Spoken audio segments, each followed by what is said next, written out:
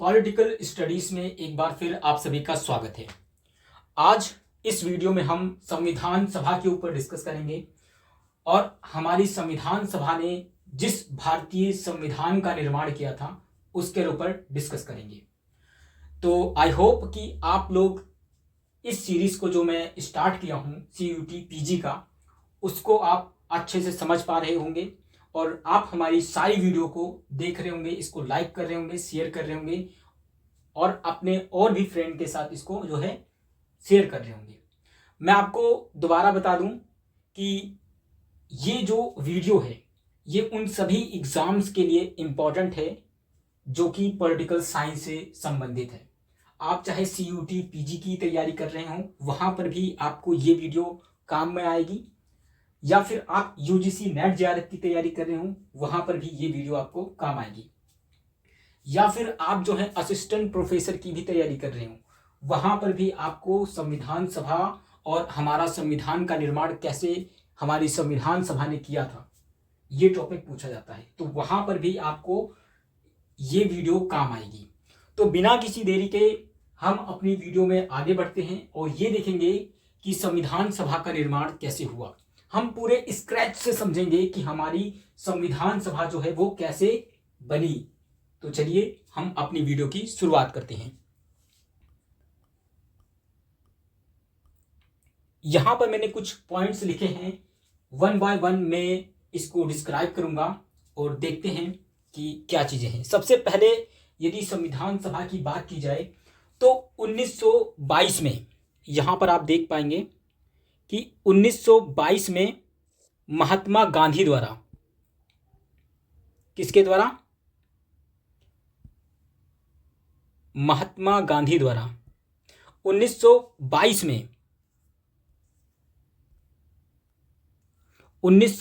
में जो है महात्मा गांधी द्वारा संविधान सभा का गठन भारतीयों द्वारा किया जाएगा। इस बात को हमारे महात्मा गांधी जी ने कहा था कि भारतीय संविधान बनाने के लिए जिस भी कमिटी का गठन किया जाएगा वो संविधान सभा होगी और संविधान सभा जो है उसका गठन हमारे भारतीय द्वारा किया जाएगा या फिर किया जाना चाहिए। ऐसा किसने कहा था? ये महात्मा गांधी जी ने सबसे पहली बार कहा था। उसके बाद 1928 में आप देख पा रहे हैं 1928 में नेहरू रिपोर्ट, जो कि मोतीलाल नेहरू यानी कि नेहरू जी के पिताजी, 1928 में नेहरू रिपोर्ट आती है। अब थोड़ा सा आप जो है नेहरू रिपोर्ट के बारे में समझें कि नेहरू रिपोर्ट जो है हमारी 1928 में आई थी नेहरू रिपोर्ट, और ये जो रिपोर्ट है ये मोतीलाल नेहरू की अध्यक्षता में 8 लोग इस कमेटी में बने हुए थे और इन्होंने जो है एक प्रस्ताव या फिर एक रिपोर्ट रखा था। उस रिपोर्ट में कुछ चीजें शामिल की गई थी जिसमें ये बात भी शामिल था कि हमारा जो संविधान हो बनेगा उसके लिए जिस सभा का गठन किया जाएगा यानी संविधान सभा का जो गठन होगा वो भारतीय द्वारा होगा। यानी महात्मा गांधी जी के बातों को वापस से रिपीट किया गया था कि संविधान सभा का गठन जो है वो भारतीय द्वारा किया जाना चाहिए। ये एक सुझाव रखा गया था। इसके बाद जो 1934 है, MN रॉय, ये बहुत इंपॉर्टेंट है। यहां से क्वेश्चन बनता है।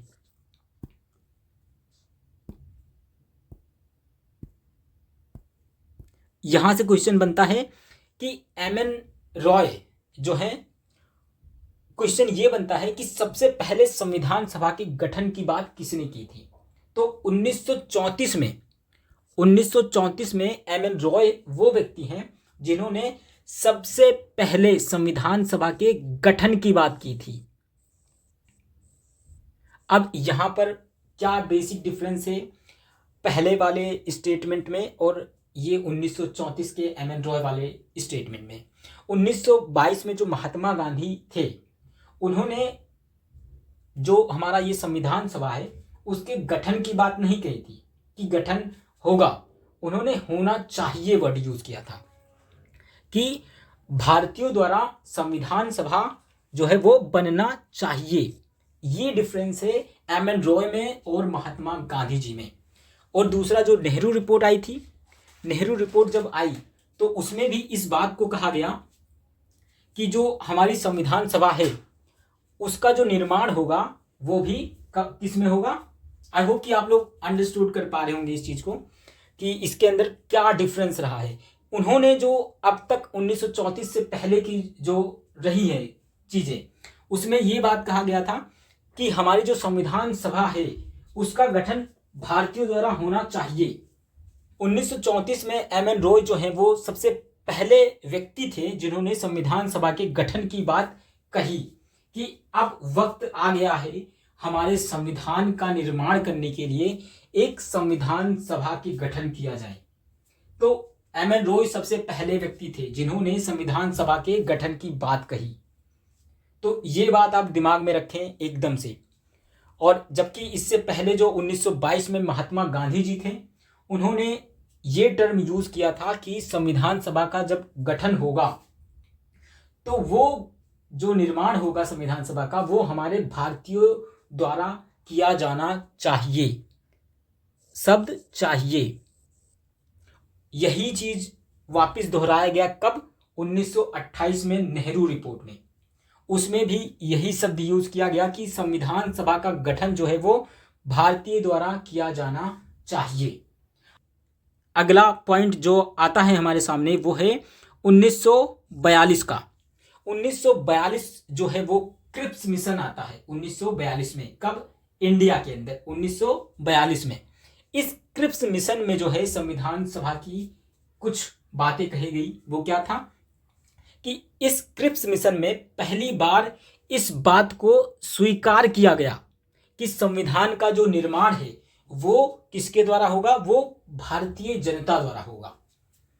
भारतीय जनता द्वारा होगा किसका निर्माण? संविधान सभा का सॉरी, संविधान का निर्माण जो है वो भारतीय जनता द्वारा होगा। इसके बाद 1946 जो हमारा कैबिनेट मिशन आता है भारत में, वहां पर भी इस बात की चर्चा की गई। कहा गया कि संविधान सभा के गठन का प्रारूप यानी कि स्वरूप तय किया गया। किसमें? कैबिनेट मिशन में। कैबिनेट मिशन सीधे सीधे आता है 1946 में और जो संविधान सभा है उसके गठन का प्रारूप स्वरूप तय करता है कि ये जो संविधान सभा बनेगी उसका स्वरूप कैसा होगा। आई होप कि यहां तक आप लोग समझ पाए होंगे। अब हम आगे बढ़ते हैं और संविधान सभा को और अच्छे से समझते हैं। अब यहां पर हम इसके प्रारूप या फिर स्वरूप की चर्चा करते हैं। किसके अकॉर्डिंग? कैबिनेट मिशन के अकॉर्डिंग। 1946 में कैबिनेट मिशन आया और इसने संविधान सभा का अब स्वरूप कैसा होगा इस बारे में कुछ स्ट्रक्चर जो है उसका प्रस्तुत किया था हमारे सामने। अब उस स्वरूप को अब हम यहां पर देखेंगे।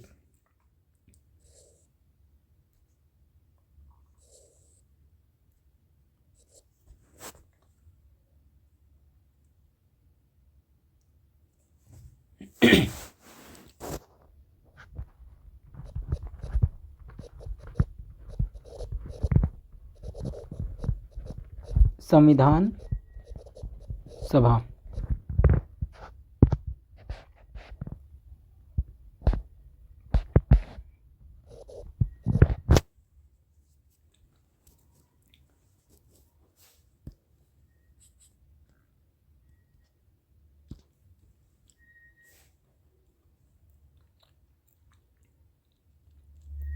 हमारी ये जो संविधान सभा है ये आप सभी को पता होगा ये निर्वाचित थी। ये निर्वाचित थी यानी कि चुनाव द्वारा ये बनाई गई थी।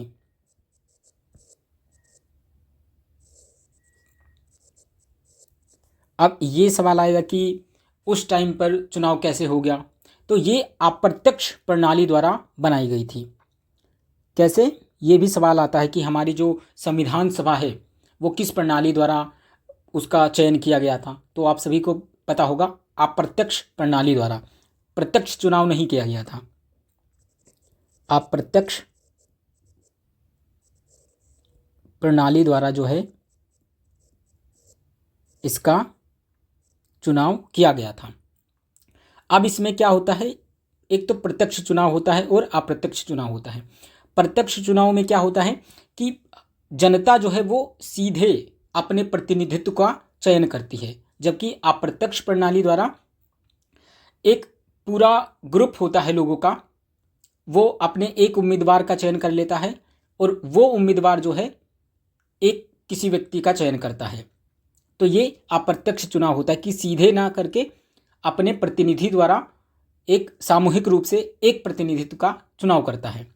तो अप्रत्यक्ष चुनाव में क्या हुआ कि 10 लाख की जनसंख्या में एक प्रतिनिधित्व का। दूसरा पॉइंट यहाँ पर क्या बनता है कि प्रत्येक 10 लाख की जनसंख्या पर एक प्रतिनिधित्व लिया गया था। क्या चीज? प्रत्येक 10 लाख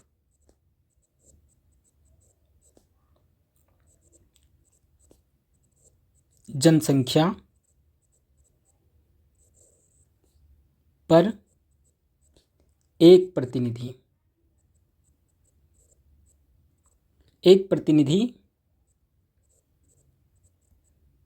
लिया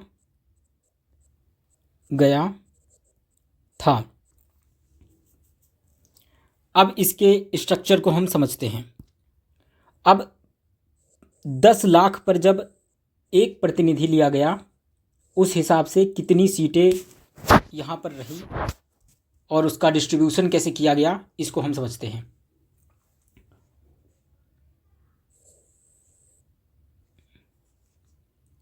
टोटल जो सीटें थी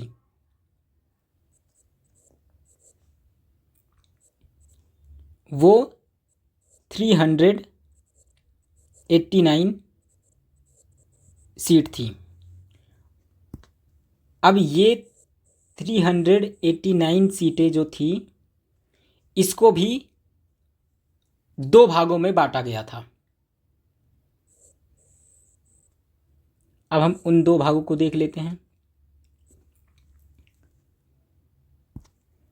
इनमें से 296 सीटें, 296 जो सीटें हैं वो किसके लिए था? वो ब्रिटिश इंडियन के लिए था।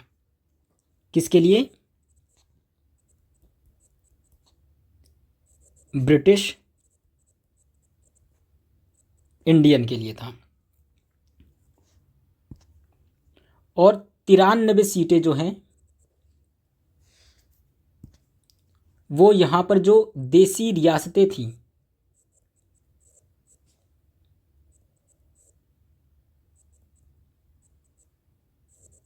इनके लिए था।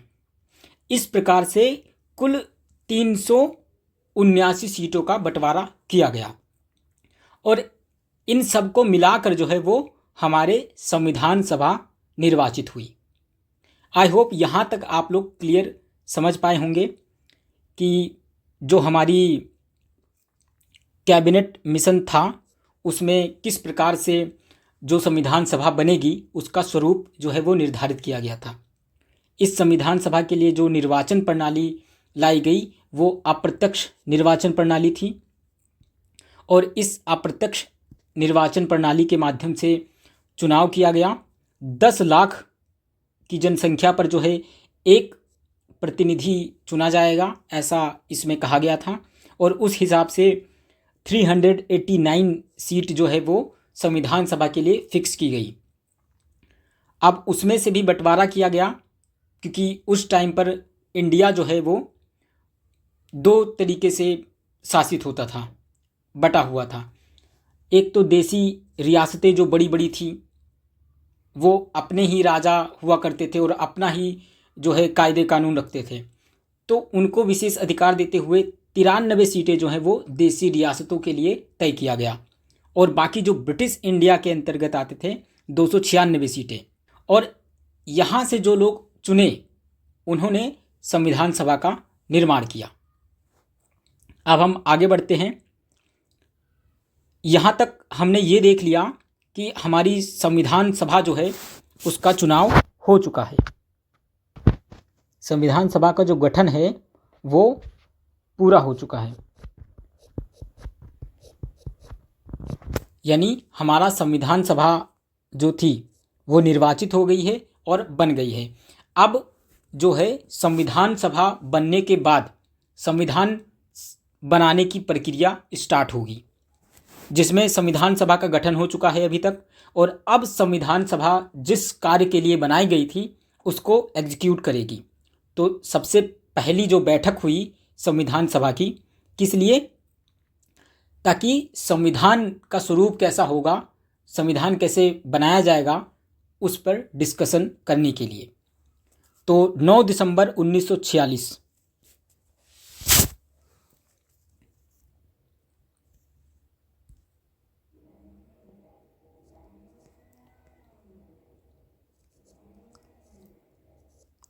9 दिसंबर 1946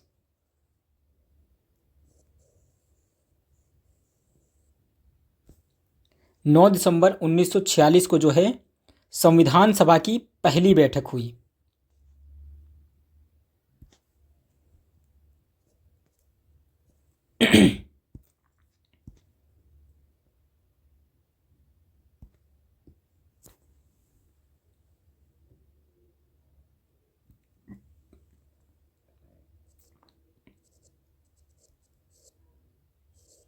पहली बैठक हुई। अब इस बैठक में जो है ये क्वेश्चन पूछा जाता है कि कितने लोग शामिल हुए थे।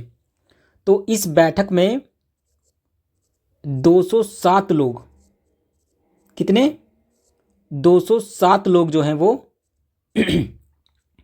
शामिल हुए थे। और दूसरी बात,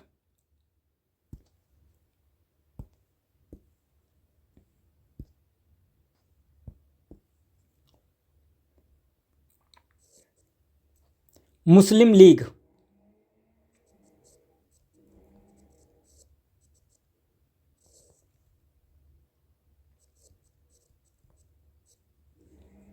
मुस्लिम लीग ने जो है इस बैठक को बहिष्कार किया था।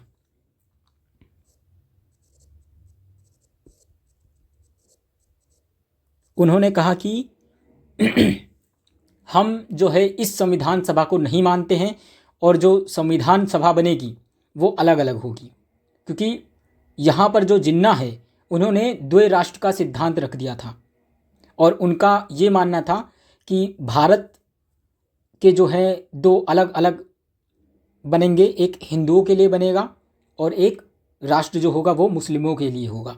तो संविधान सभा भी दो तरीके की होगी।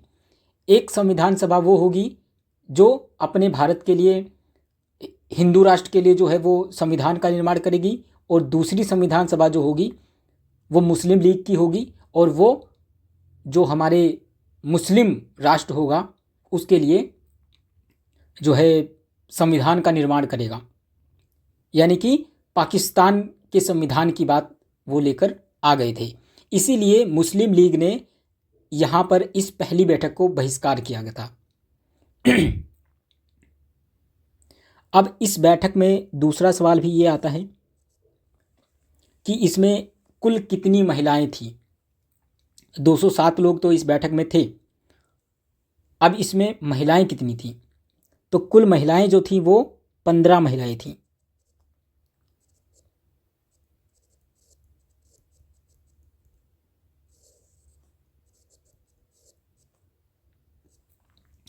अब एक और सवाल आता है,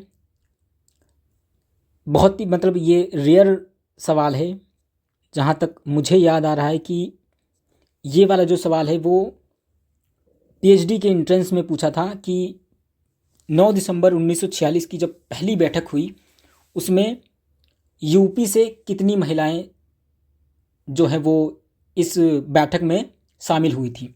तो उसका राइट आंसर था 5 महिलाएं जो थीं वो यूपी से थीं।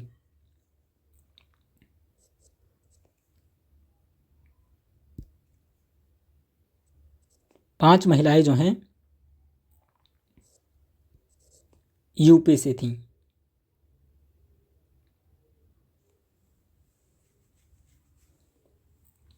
ठीक है, आप लोग पहली बैठक को अच्छे से समझ पाए होंगे कि 9 दिसंबर 1946 को जो है संविधान सभा की पहली बैठक हुई, जिसमें 207 लोग शामिल हुए और मुस्लिम लीग ने इसका बहिष्कार किया था।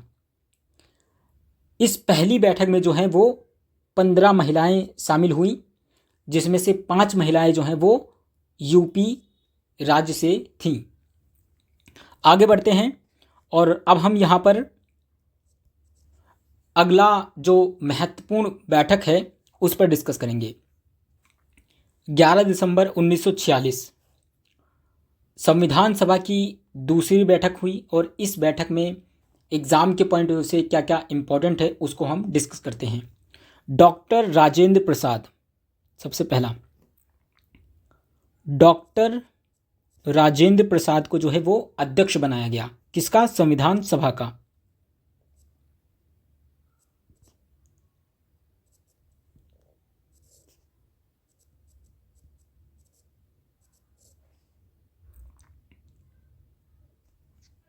क्या बनाया गया? अध्यक्ष।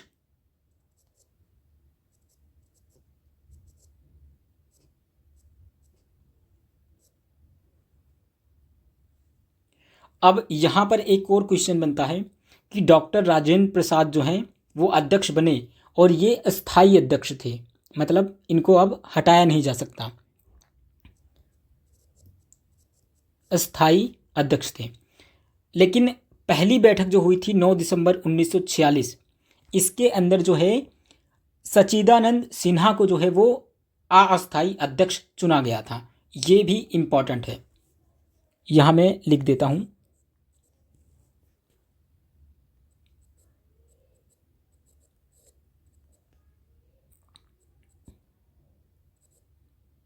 सच्चिदानंद सिन्हा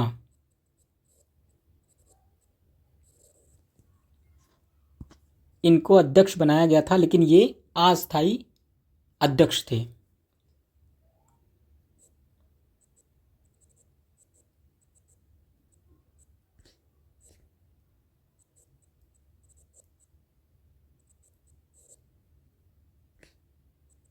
ठीक है, आगे हम बढ़ते हैं।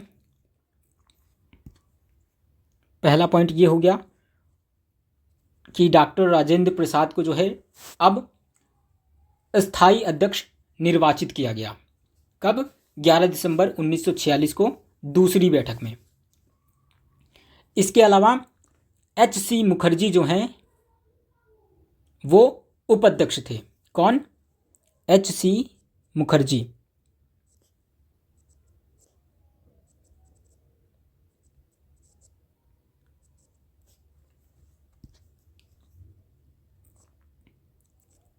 उपाध्यक्ष।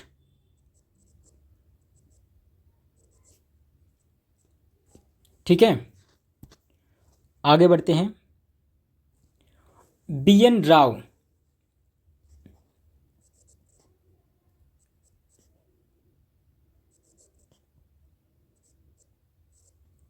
इनको जो है वो संवैधानिक सलाहकार घोषित किया गया, मतलब कि बनाया गया।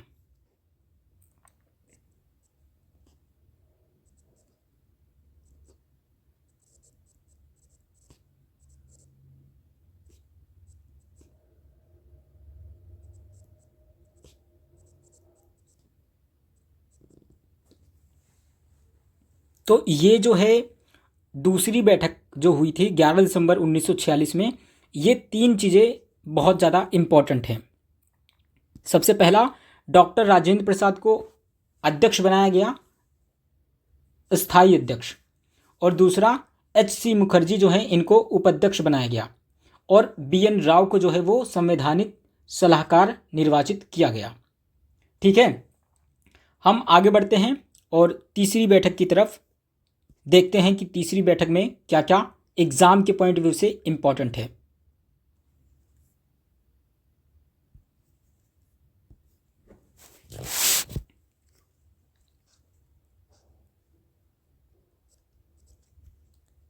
तेरह दिसंबर 1946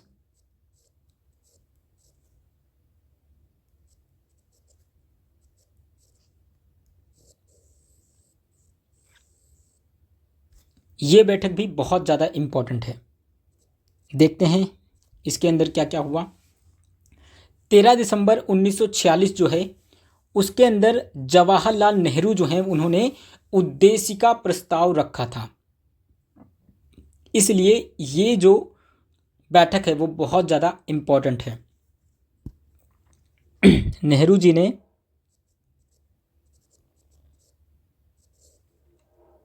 क्या प्रस्तुत किया सभा में? उद्देश्य प्रस्ताव।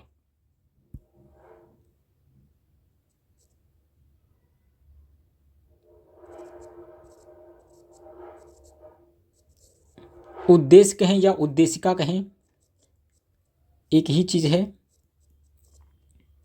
उद्देश्य प्रस्ताव रखा। इसकी पिछली वीडियो में हमने जो है उद्देशिका प्रस्ताव या फिर प्रस्तावना के ऊपर बहुत अच्छे से डिस्कस किया है और वहाँ पर भी मैंने इस चीज़ को बताया था कि 13 दिसंबर 1946 को जब संविधान सभा की बैठक हुई तो सभी लोगों ने अपना अपना सुझाव प्रस्तुत किया था।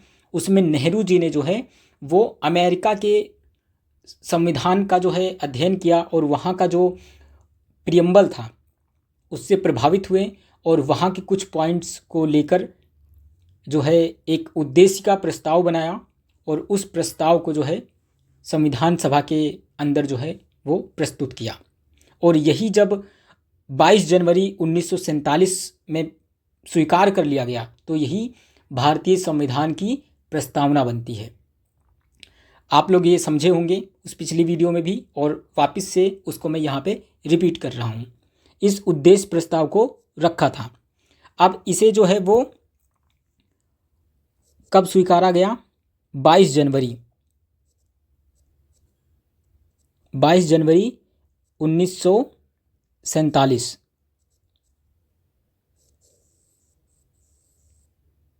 22 जनवरी 1947 को स्वीकार कर लिया गया।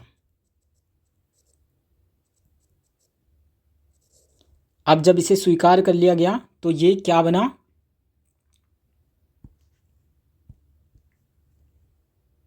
प्रस्तावना।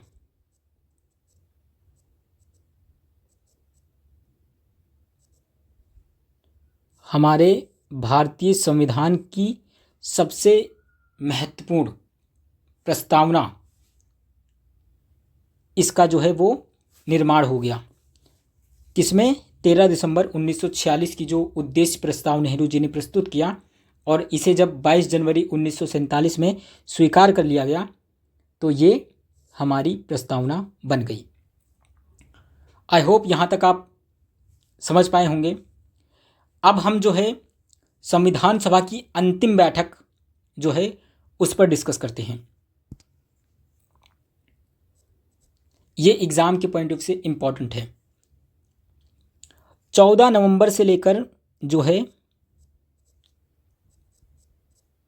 26 नवंबर, 14 नवंबर से लेकर 26 नवंबर 1949।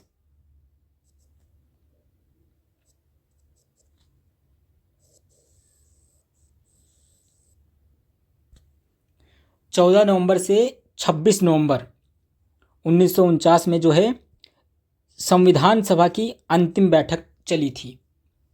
और इसमें क्या हुआ कि संविधान जो हमारा था वो कंप्लीट हो गया था, यानी कि 2 वर्ष 11 महीने 18 दिन। मैं यहाँ लिख दूँ 2 वर्ष 11 महीने 18 दिन।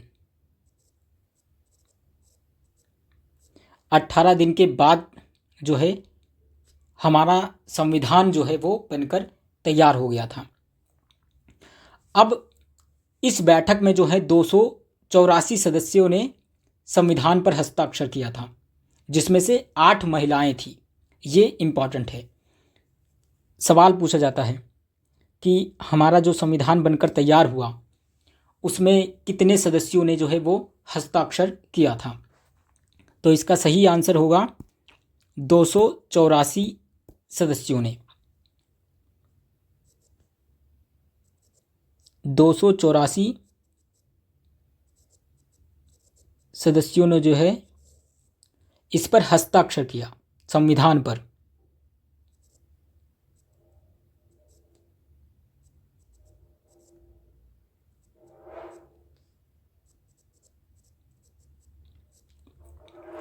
अब एक और इम्पॉर्टेंट चीज़ कि इसके अंदर, क्योंकि हमेशा महिलाओं पर जो है वो सवाल पूछा जाता है, इसलिए मैं यहाँ पर ये बताना बहुत ज़रूरी समझता हूँ। पता नहीं कब जो है ये सवाल आपको देखने को मिल जाए। इस पर जो है महिलाएं कितना थी जिन्होंने इस पर हस्ताक्षर किया, तो कुल 8 महिलाएं थीं।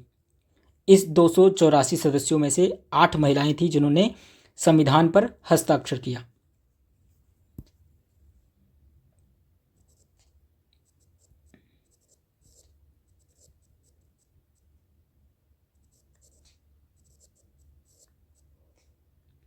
ठीक है। अब यहाँ पर एक और इम्पॉर्टेंट चीज़ आता है जो कि एग्ज़ाम के पॉइंट ऑफ व्यू से इम्पॉर्टेंट है। वो ये है कि ये माना जाता है 26 नवंबर 1949, 26 नवंबर 1949 को जो है हमारा संविधान बनकर तैयार हो गया, और 26 नवंबर को ही अब 2015 से जो है संविधान दिवस के रूप में मनाया जाता है। नोट कर लें, ये भी एग्ज़ाम के पॉइंट ऑफ व्यू से इम्पॉर्टेंट है बहुत ज़्यादा। मैं यहाँ लिख देता हूँ, 2015 से संविधान दिवस के रूप में मनाया जाता है।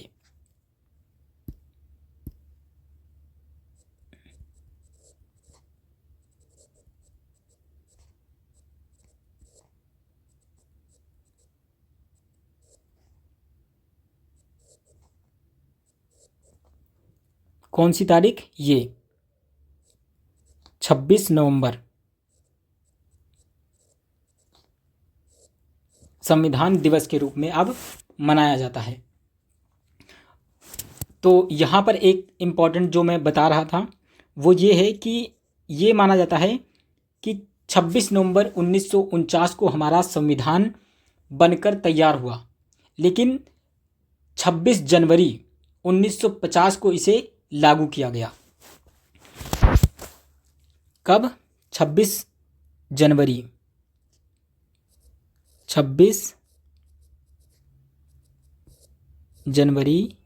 1950 क्या हुआ? संविधान को लागू किया गया।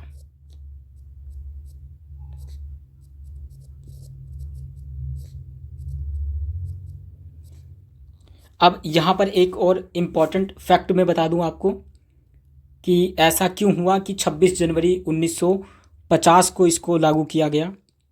क्यों ऐसा नहीं हुआ कि 26 जनवरी 1949 को ही हमारा संविधान जो है वो लागू कर दिया जाए? तो इसके पीछे एक ऐतिहासिक कारण रहा है, क्योंकि 26 जनवरी 1930, कब? 26 जनवरी 1930, 26 जनवरी 1930 को लाहौर अधिवेशन हुआ था। क्या हुआ था? लाहौर अधिवेशन।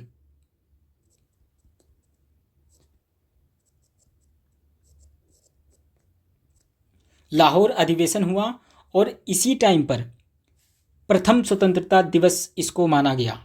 क्यों? क्योंकि इस अधिवेशन में जो है पूर्ण स्वराज की मांग रखी गई। इस कारण से जो है 26 जनवरी को जो संविधान हमारा बनकर तैयार हुआ था 1949 में, इसे 26 नवंबर 1949 में लागू ना कर करके 26 जनवरी 1950 में लागू किया गया। ये कुछ इम्पॉर्टेंट फैक्ट थे, वो आप समझें। लेकिन यहाँ पर मैं आपको बता रहा था एक इम्पॉर्टेंट चीज़ जो कि एग्ज़ाम के पॉइंट ऑफ व्यू से बहुत ज़्यादा इम्पॉर्टेंट है। वो ये है कि अभी तो मैंने ये बताया कि 26 नवंबर 1949 को हमारा संविधान बनकर तैयार हो गया था, लेकिन इसे 26 जनवरी 1950 को लागू किया गया। लेकिन 26 नवंबर 1949 को जब हमारा संविधान बनकर तैयार हो गया, उसी टाइम पर कुछ आर्टिकल लागू भी हो गए थे। तो कौन कौन से आर्टिकल हैं लागू हो गए थे उसी दिन से, वो एग्ज़ाम में पूछे जाते हैं, उसको यहाँ पर मैं मेंशन करूँगा। कुल 15 अनुच्छेद थे जो कि उसी दिन से लागू हो गए थे, 26 नवंबर 1949 से। अनुच्छेद 5, अनुच्छेद 6, 7, 8, 9, 60, 324, 366, 367, 379, 380 और 388, 391, 392, 393। ये वो 15 अनुच्छेद हैं, कुल 15।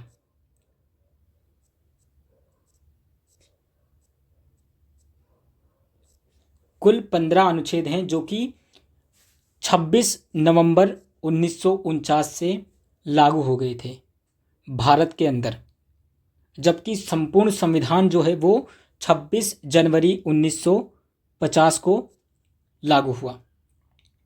आई होप यहाँ पर जितने फैक्ट मैंने बताए हैं ये आपको समझ में आया होगा। एक और इम्पॉर्टेंट चीज़ कि हमारा जो मूल संविधान है, जब ये 1949 में बनकर तैयार हुआ था, ये भी इम्पॉर्टेंट है। मैं यहीं पर आपको जो है लिख देता हूँ कि जो मूल संविधान है उसमें कितने अनुच्छेद थे, कितनी अनुसूचियाँ थी और कितने भाग थे। तो जो मूल संविधान था उसमें 395 अनुच्छेद थे, लेकिन वर्तमान में जो है वो 444 से भी अधिक अनुच्छेद हैं। ये इम्पोर्टेंट है। इसके अलावा 8 अनुसूचियाँ थी। कितनी? 8 अनुसूचियाँ थीं, लेकिन वर्तमान में कितनी अनुसूचियाँ हैं? 12 अनुसूचियाँ हैं। और हमारा जो संविधान था वो कितने भागों में बटा हुआ था? 22 भाग। और अभी भी ये 22 भागों में बटा है। तो ये छोटी छोटी जो चीज़ें हैं ये एग्ज़ाम में कई बार पूछ ली जाती हैं, तो ये सारी चीज़ें आपको पता होनी चाहिए। आई होप कि संविधान सभा के बारे में यहाँ तक जो मैंने आपको बताया है ये आपको समझ में आया होगा। अब हम अपनी वीडियो में आगे बढ़ते हैं और संविधान सभा का गठन कैसे हुआ और संविधान सभा ने हमारे संविधान का निर्माण कैसे किया, वहाँ तक की पूरी प्रक्रिया आपको समझ में आई होगी। अब संविधान सभा से रिलेटेड एक और महत्वपूर्ण विषय है जिस पे प्रश्न हमेशा बनते हैं कि संविधान सभा के अंदर जो जो समितियां बनी हुई थी उससे संबंधित जो प्रश्न है वो अक्सर पूछे जाते हैं। तो अब हम यहाँ पर संविधान सभा की जितनी समितियां थी इम्पोर्टेंट, उस पर हम डिस्कस करेंगे।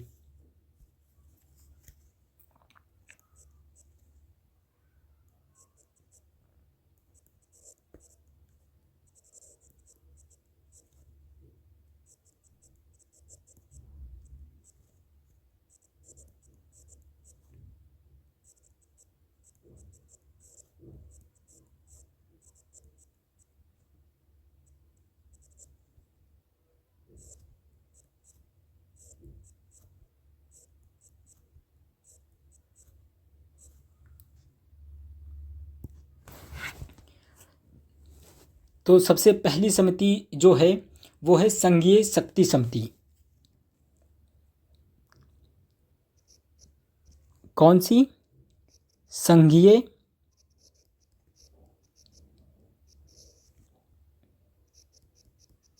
शक्ति समिति।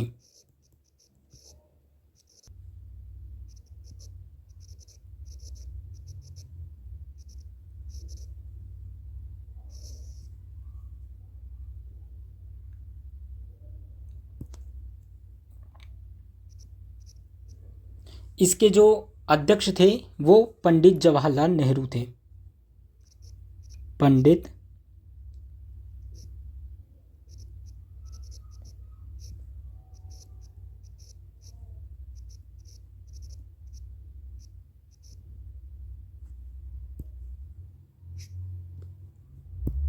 पंडित जवाहरलाल नेहरू।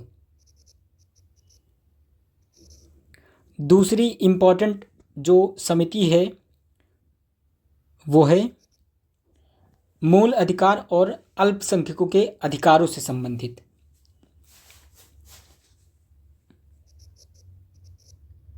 मूल अधिकार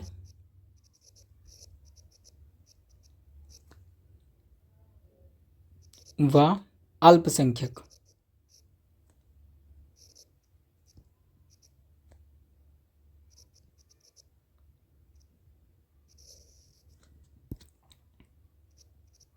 इसके जो अध्यक्ष थे वो सरदार पटेल थे।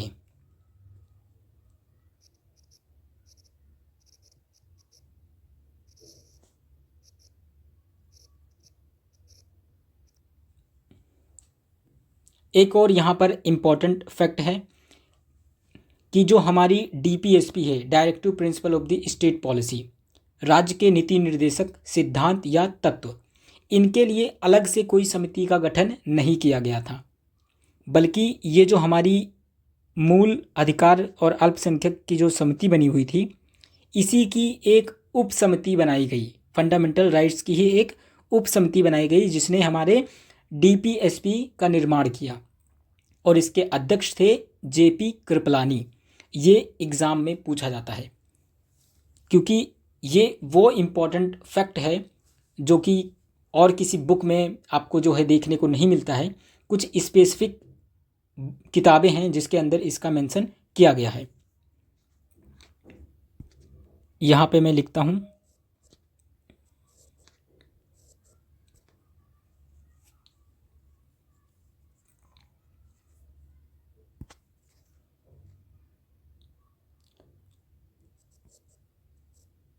मूल अधिकार की जो है उसकी उप समिति।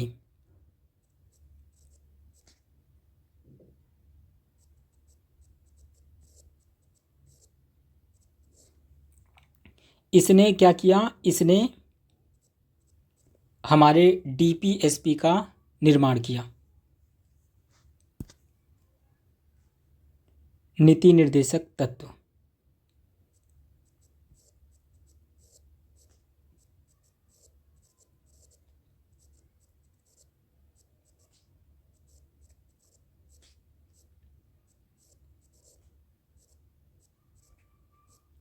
और इसके अध्यक्ष जो थे वो जेपी कृपलानी थे। जेपी कृपलानी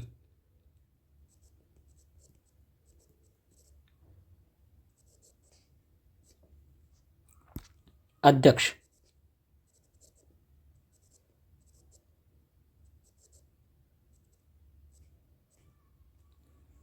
ठीक है, हम आगे बढ़ते हैं। तीसरी जो इम्पोर्टेंट हमारी समिति है वो है प्रारूप या फिर ड्राफ्टिंग समिति। सबको पता होगा, ये तो बहुत ज़्यादा फेमस है। प्रारूप समिति या फिर ड्राफ्टिंग समिति।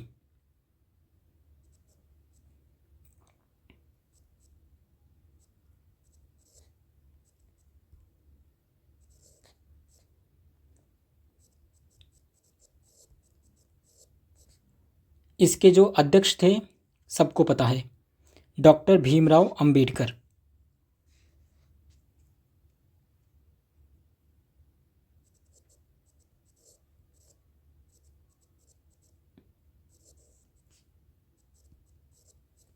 ठीक,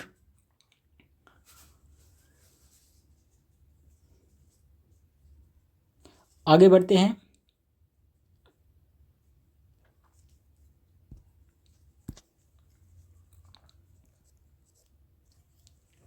संचालन समिति और नियम समिति।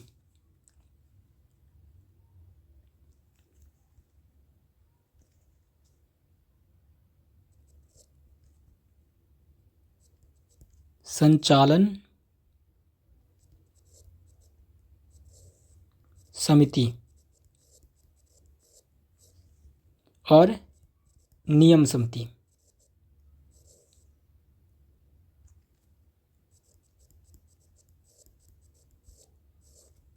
इन दोनों के जो अध्यक्ष थे वो डॉक्टर राजेंद्र प्रसाद थे।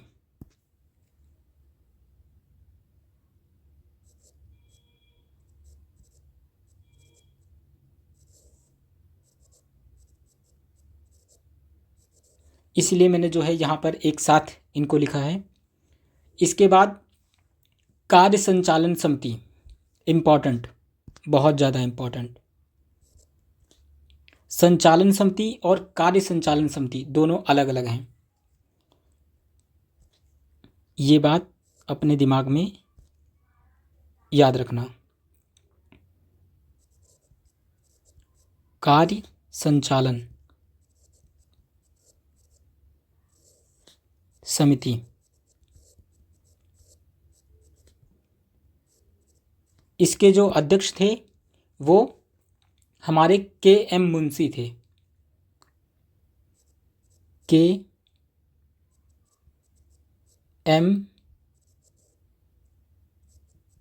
मुंशी।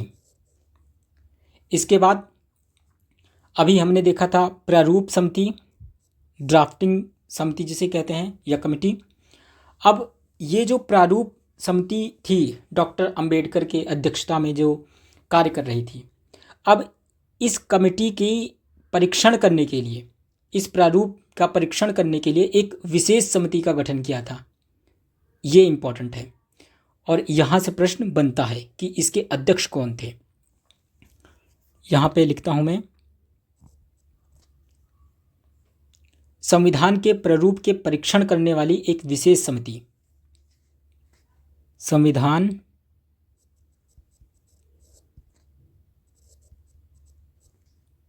के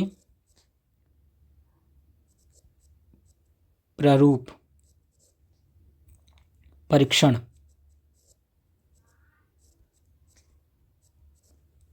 परीक्षण करने वाली एक विशेष समिति।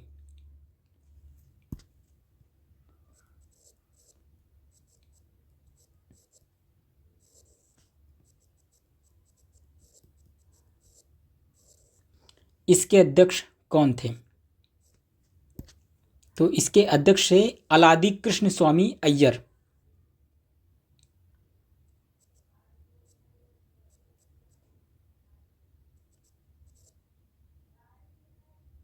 अलादी कृष्ण स्वामी अय्यर, ठीक है, ये इनके अध्यक्ष थे।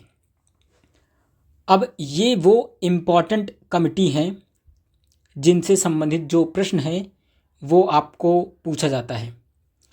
यही इतनी इम्पॉर्टेंट समितियां हैं जिनको आपको याद करना है। ये एग्ज़ाम के पॉइंट ऑफ व्यू से बहुत ज़्यादा इम्पॉर्टेंट है। इसके सिवाय भी बहुत ही कमिटियां बनी थी। अगर आपके पास समय है और आप उसे याद कर सकते हैं तो याद करें, लेकिन इन कमिटी को आप बिल्कुल भी स्किप नहीं कर सकते। तो ये समितियां जितनी भी हैं ये आपको समझ में आया होगा। अब एक और ट्रेंडिंग चल रहा है अभी ये टॉपिक जो मैंने समझा है अभी तक, एग्ज़ाम्स का जो मैं एनालिसिस किया हूँ तो उससे, तो यहाँ पे उसको मेंशन करना भी बहुत ज़रूरी है। संविधान सभा के पर्सपेक्टिव में ये प्रश्न आता है कि संविधान सभा में किन किन दलों का प्रतिनिधित्व नहीं था। तो यहाँ हम देखते हैं संविधान सभा में प्रतिनिधित्व नहीं था।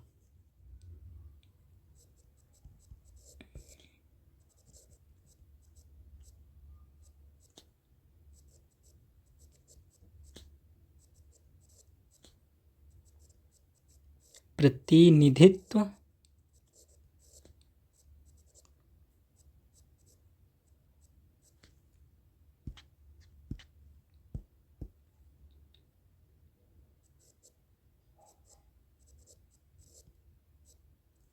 नहीं था। किन किन लोगों का जो है संविधान सभा में प्रतिनिधित्व नहीं था। तो हम देखते हैं कौन कौन से वो दल थे। तो सबसे पहले जो साम्यवादी दल था उनके जितने लोग थे वो उनका जो प्रतिनिधित्व है वो संविधान सभा में नहीं था। ये मतलब इसका बहिष्कार करते थे, इसमें शामिल वो नहीं हुए थे, साम्यवादी दल।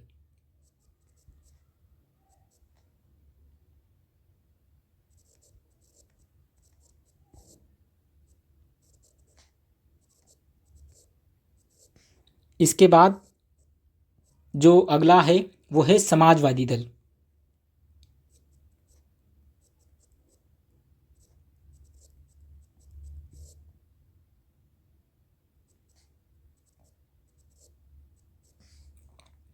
और तीसरा और आखिरी जो दल है वो है हिंदू महासभा।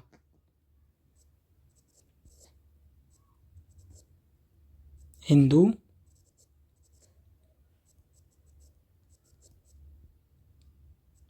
महासभा।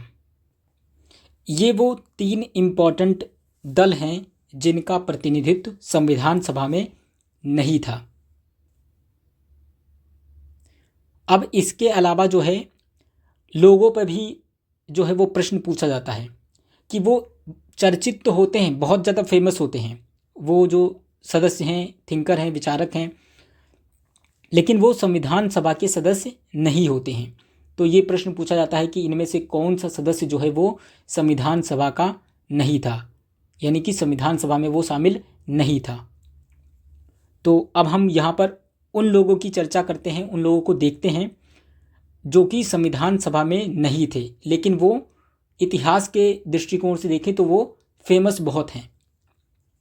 तो एक एक करके यहाँ पर हम देखते हैं उन्हें।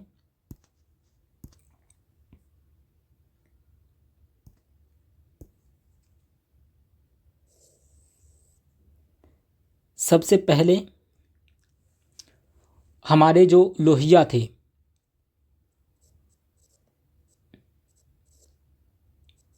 राम मनोहर लोहिया इनका पूरा नाम है, बहुत प्रसिद्ध हैं, लेकिन ये संविधान सभा के सदस्य नहीं थे। दूसरा अशोक मेहता, आप सबको पता होगा अशोक मेहता।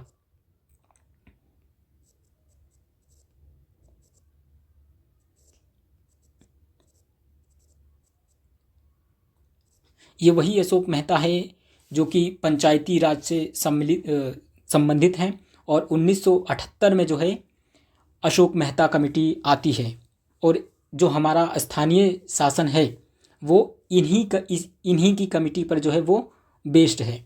तो ये वही अशोक मेहता समिति हैं, मेहता हैं, जो कि संविधान सभा के सदस्य नहीं थे लेकिन प्रसिद्ध बहुत हैं। अगले जो हैं वो हैं राव पटवर्धन।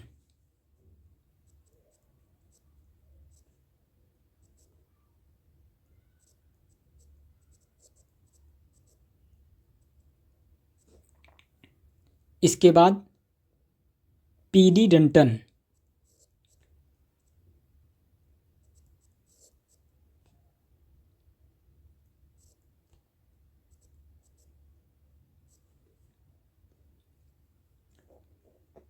इसके अलावा कमला देवी।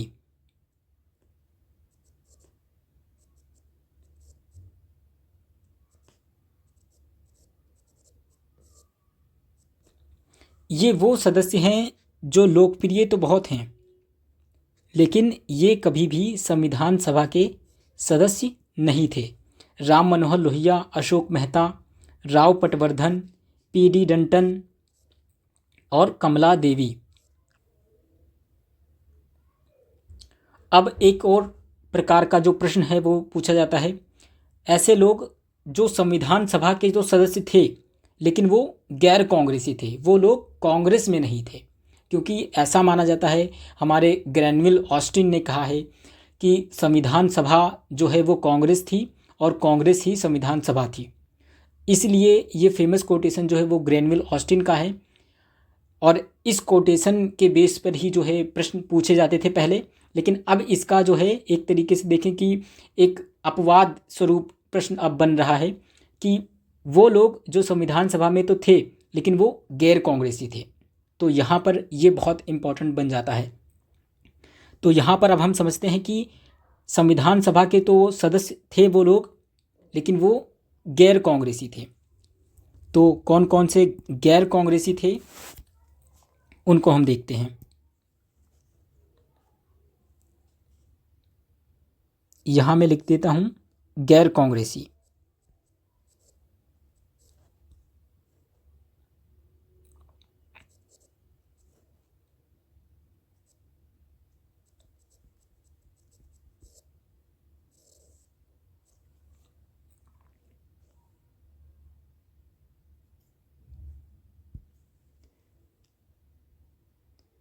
लेकिन जो है संविधान सभा में थे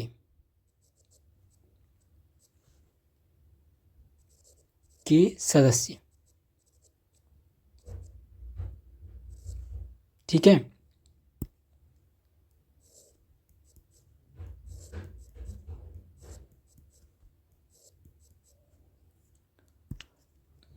सबसे पहले जो हैं वो हमारे सबसे फेमस डॉक्टर भीमराव अंबेडकर। ये कभी भी जो हैं संविधान सभा के तो सदस्य थे लेकिन ये गैर कांग्रेसी थे। डॉक्टर कभी भी ये कांग्रेस में शामिल नहीं हुए। Doctor B.R. अंबेडकर।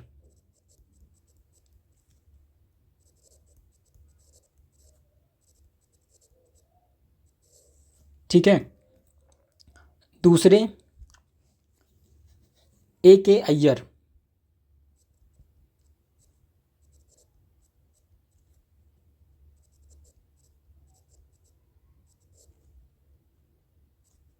अगले हमारे हैं हृदयनाथ कुंजरू।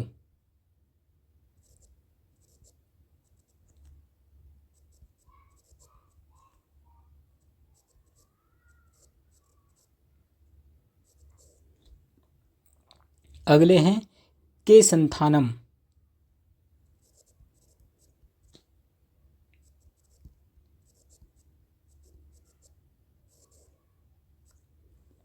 और उसके बाद सच्चिदानंद सिन्हा, जो कि अभी मैंने बताया हमारे सबसे पहले अध्यक्ष थे, जो कि अस्थायी अध्यक्ष थे, ये याद रखना।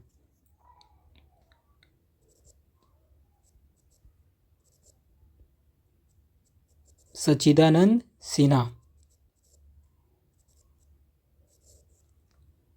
इसके बाद हमारे K.M. मुंशी। K.M.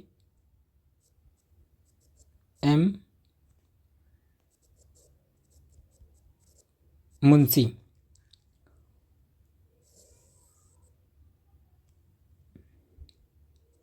इसके अलावा जॉन मथाई, M.R. जयकर।